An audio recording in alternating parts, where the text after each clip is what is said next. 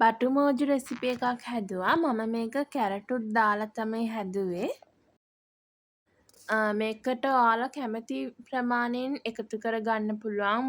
වම්බටුයි කැරටුයි අමු මිරිස් එතකොට රතු ලූණුයි ලොකු ලූණු ඕන නම් දාගන්න. දැන් අපි එළවලු ටික බැඳගමු. වම්බටුයි කැරටුයි එතකොට රතු ලූණු ටිකයි අමු මිරිස් ටිකයි බැඳගන්න ඕනේ. මුලින්ම වම්බටු ටික අපි බැඳගමු.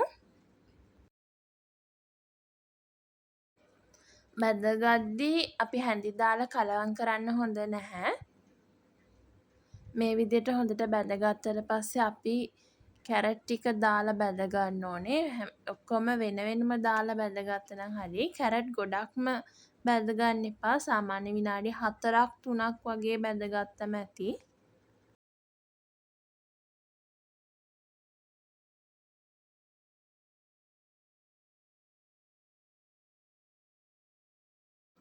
දැන් ලූණු ටික දාලා බැඳගන්න ඕනේ. මේකත් විනාඩි 3ක් වගේ තියාගත්තම ඇති.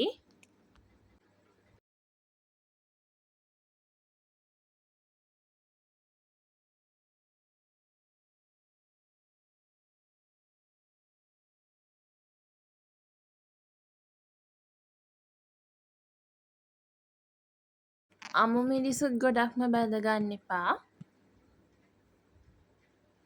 දැන් මේ විදිහට අපි බැඳලා ගත්ත අපේ එළවලු ටික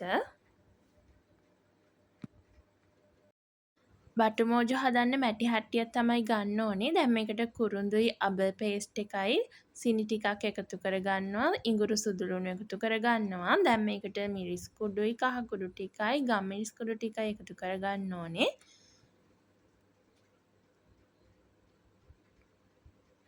දැන් ලිප ඕන් කරගන්න ඕනේ. දැන් විනාගිරි එකතු කරගන්න මේස හැඳි 3ක් වගේ ඔයාලා කොච්චර එළවලු ගන්නවද ඒ විදිහට බඩු ටික එකතු කරගන්න පුළුවන්. මේ වෙලාවේ ලුණු ටිකක් දාගන්න. ඊට පස්සේ අපිට තක්කාලි සෝස් ටිකක් දාගන්න පුළුවන්.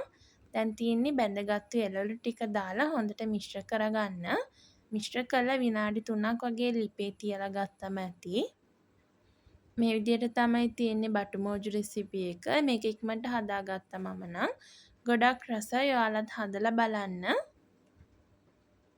තාත් වීඩියෝ එකකින් හම්බ වෙමු. බයි.